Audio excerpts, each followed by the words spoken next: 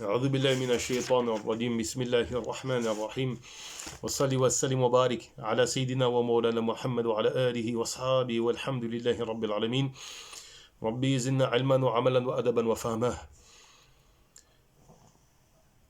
قال المؤلف الشيخ أبو الحسن المنوفي: فصل: يستحب التقديم الفطر وتأخير السحور وكف اللسان عن الهذيان والفحش من القول وترك السواك برطب وترك المبالغة في المضمضة في مضمضة والاستنشاق وصوم يوم العرفات لغير الحاج ويوم تاسع وعاشوراء وثلاثة أيام من كل شهر ولا تختصوا بالأيام البيض ولا يكره صوم يوم الجمعة منفردا. Donc là, l'auteur nous indique donc des recommandations des mandoubat qui sont liées au Siam de manière générale, notamment aussi au mois de Ramadan. Donc il est mandoub d'avancer, de précipiter le fitr, de hâter la rupture, l'iftar. C'est-à-dire que il y a dans cette recommandation, la recommandation évidemment qui est très célèbre, de manger une date. Pour être plus précis, l'école en fait va considérer qu'il est mandoub de rompre avec quelque chose de doux, de sucré, à l'image des dates, évidemment, ce qui est similaire, comme raisin sec, abricot sec, etc. Avec de l'eau, et ensuite les gens prient. C'est pas le moment de faire un repas copieux.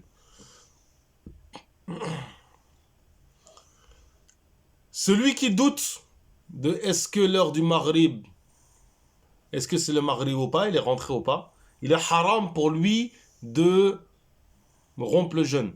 S'il rompt le jeûne et qu'il s'avère qu'il a rompu le jeûne à l'heure du Maghrib, pas de souci. Si par contre il a réalisé, donc il a fait une erreur d'interprétation, que c'était l'heure du Maghrib n'était finalement pas rentrée, à ce moment-là il devra le qada, il devra rattraper ce jour. At-takhir ou suhour, donc ici le fait de retarder le suhour, ce qui va être mandoub, c'est de le retarder dans le dernier sixième de la nuit. Et donc au moins boire un verre d'eau, un petit repas ou quelque chose de léger, mais minimum un verre d'eau.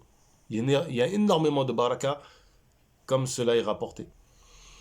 Alors, ici, on aurait pu imaginer que si on a un doute, on puisse continuer de manger. Parce que la règle veut que les choses restent telles qu'elles sont jusqu'à preuve du contraire.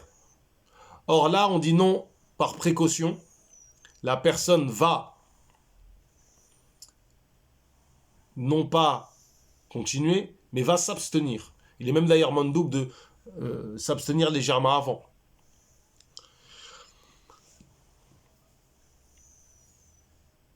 S'il s'avère que la personne a mangé la nuit, pas de souci. S'il s'avère qu'elle a mangé alors que le soub est rentré, là, elle devra le qada. Au kaful lisan, de fait de préserver sa langue des paroles qui sont futiles. Alors, pour ce qui est des paroles qui sont qabih, qui sont fahsha, qui sont laides, qui sont vulgaires, qui sont des mensonges, qui sont de la médisance, du riba, etc. De toutes les manières, ce n'est même pas mandoub de délaisser cela pendant le jeûne, c'est haram de le faire même en dehors du jeûne. Donc c'est wajib, c'est obligatoire de le délaisser dans l'absolu. A fortiori pendant le jeûne, c'est encore plus demandé. Les paroles futiles, c'est les paroles qui n'ont pas d'intérêt dans la religion. Passer l'après-midi à parler de zikr, des awliya, de parler du prophète Mohammed sallallahu alayhi wa sallam, de parler du Coran, des assises, des majalis, des rassemblements, des cercles de zikr, etc., de ilm, il n'y a aucun problème à cela. Par contre, les discussions qui n'ont pas d'intérêt, qui sont du domaine du mondain, là, effectivement, ça va être mandoub de délaisser cela. Et on verra que dans les i'tikaf, c'est makruh.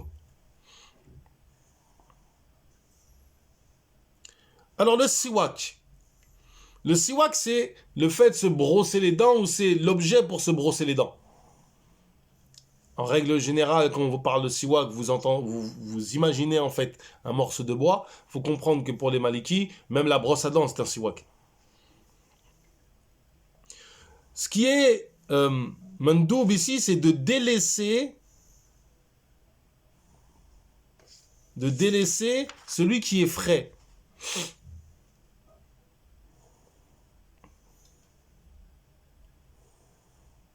C'est même makruh de l'utiliser. Pourquoi ? Parce que on craint qu'en l'utilisant, on altère la salive et on avale cette salive qui a été modifiée. Donc dans notre contexte, par exemple, il y aurait le fait de se brosser les dents avec du dentifrice. C'est tout à fait une analogie quasi parfaite. Par contre, se brosser les dents toute la journée avec un siwak qui, lui, est sec, c'est mandoub.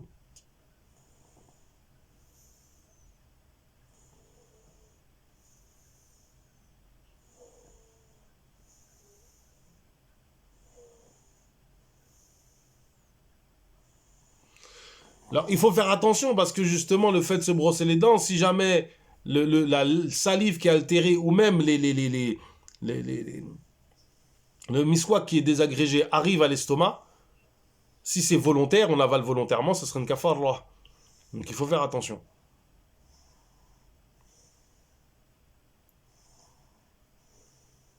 Donc c'est mandoub de se brosser les dents toute la journée pour rafraîchir la laine, mais avec quelque chose qui est sec et qui ne se désagrège pas, qu'on ne craint pas d'avaler ou d'avaler une salive modifiée. Alors effectivement, ce qui est demandé à la base dans l'école, c'est d'insister, d'exagérer dans l'istinshaq, d'aspirer l'eau. Là, c'est exactement l'inverse, c'est de faire attention, parce que on craint ici que l'eau parvienne à l'estomac ou parvienne à la gorge, tout simplement. Le simple fait que ça parvienne à la gorge, ici, pose un problème. Pareil, pour la madmada, on va délaisser le fait quand on fait le remuer dans la bouche, on va pas exagérer, non, juste le bout, on recrache. Mais il y aura toujours besoin de faire tourner l'eau pour avoir la madmada. Donc on délaisse cette exagération qui à la base est mandoub.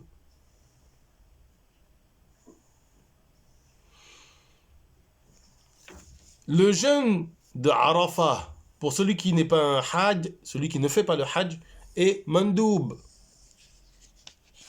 Il est demandé. De même que Yom Tarwiyah, comme istihbab, pour celui qui n'est pas un hajj, c'est makruh pour le hajj de faire ces jeûnes-là, parce que justement on veut qu'ils aient la force, ils soient forts pour faire les rituels, les pratiques du hajj. Et donc le 8 et le 9 sont les 2 jours qui sont les plus recommandés des 10 jours de Dhul Hijjah dans l'école.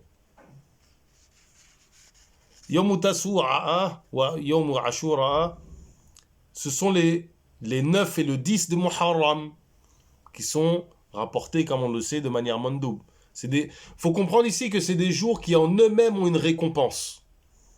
C'est des jours dont la récompense est liée à ce temps-là. De la même manière que le mois de Ramadan, c'est un mois qui a en lui-même une sacralité, ce sont des jours qui en eux-mêmes portent une récompense particulière. D'où le fait que si on a du qada, on a des jours de jeûne à rattraper, les faire ces jours-là, avec l'intention de qada, on aura la récompense de jeûner ce jour-là et du qada parce qu'en fait, on reçoit la récompense de faire ce jeûne-là ce jour-là. C'est ce qui est retenu dans l'école, avec la divergence qui est connue sur le sujet.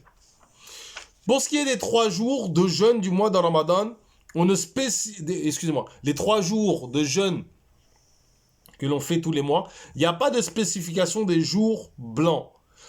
Alors cela, vous trouverez dans l'école qu'on parle de karaha. Il faut comprendre que l'un des objectifs de l'imam Malik, radiyallahu anhu, c'est que l'imam Malik voulait absolument conserver la pratique de Médine. Et donc, certaines karahas sont des karahas fil madhab, dans le sens, on n'aime pas ça, parce que ça va nous amener à délaisser ce qui était pratiqué à Médine. Et on veut conserver ce qui était pratiqué à Médine. C'est pour ça que certaines choses, même qui sont rapportées dans la sunna, on dit non, ça n'existait pas, on ne le pratiquait plus à Médine. Ou on ne le pratiquait pas à Médine. Du fait qu'on ne le pratiquait pas à Médine, ce n'est pas recommandé, même on va dire on ne veut pas le faire. Ces 3 mois-là, justement, et c'est ce qui est rapporté dans l'école, ça c'est intéressant. Et ça, c'est les jours qui étaient jeûnés par l'imam Malik. C'est les jours qu'on rapporte de l'imam Malik. Wahiya awal yawm, le premier du mois. Wahadi ashra, le 11e, et certains ont dit le 10 aussi. Wahadi ashriya. Ashriya plutôt. Donc c'est 1, 11, 21 ou 1, 10, 20. C'est les jours dont on rapporte que l'imam Malik les jeûnait. Et spécifier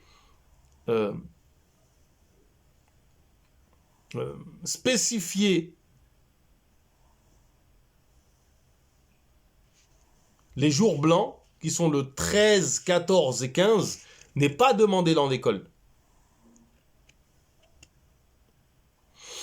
De même que on ne déteste pas le fait de jeûner le jour du Jumu'ah seul. Il n'y a aucune détestabilité dans l'école. Bien au contraire.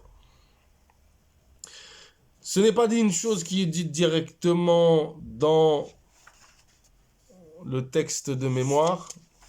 On va cependant l'aborder assez rapidement. C'est que les 6 jours de Shawwal, dans le madhhab maliki, sont présentés de la manière suivante.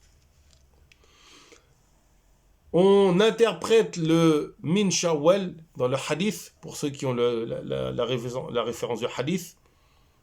Je ne l'ai pas en tête du tout là d'ailleurs. C'est... je crois que c'est man sawama ramadan kamila tama wattiba'ihi sitta min Shawwal de mémoire.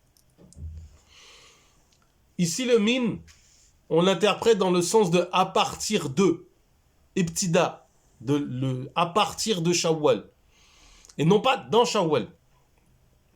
Donc ces jours-là, il est l'idéal, ce qui est le plus apprécié dans l'école, c'est de reporter ce jeûne-là le plus possible, du fait qu'il y aura une plus grande difficulté dans ce jeûne-là.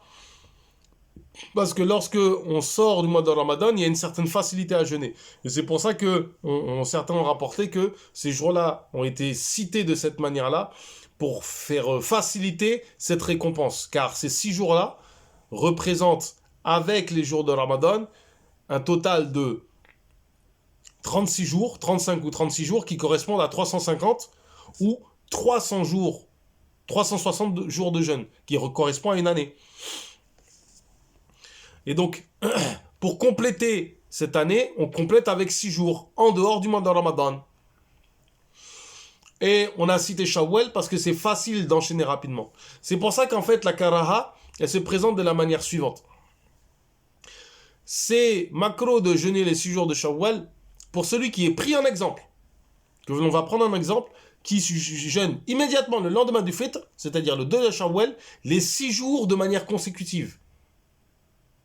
Si il ne fait pas cela de cette manière-là, ou a fortiori s'il n'est pas pris en exemple, il n'y a pas de détestabilité. La détestabilité, elle est liée à ce qui a été dit tout de suite, à savoir faire les jeûnes immédiatement le lendemain du fitr, faire les 6 jours d'affilée et être quelqu'un qui est pris en exemple. Dehors de ces situations-là, il n'y a pas de détestabilité. Et ce qui est le plus demandé, justement, c'est de reporter ces 6 jours, soit Dhul Hijjah, soit en Muharram, soit en Rajab, soit en Sha'ban, dans les jours, dans les mois où on a rapporté des mérites de jeûner. اللهم بارك لنا في شعبان وبلغنا رمضان اللهم بارك لنا في شعبان وبلغنا رمضان وصلي وسلم وبارك على سيدنا ومولانا محمد وعلى آله وصحبه والحمد لله رب العالمين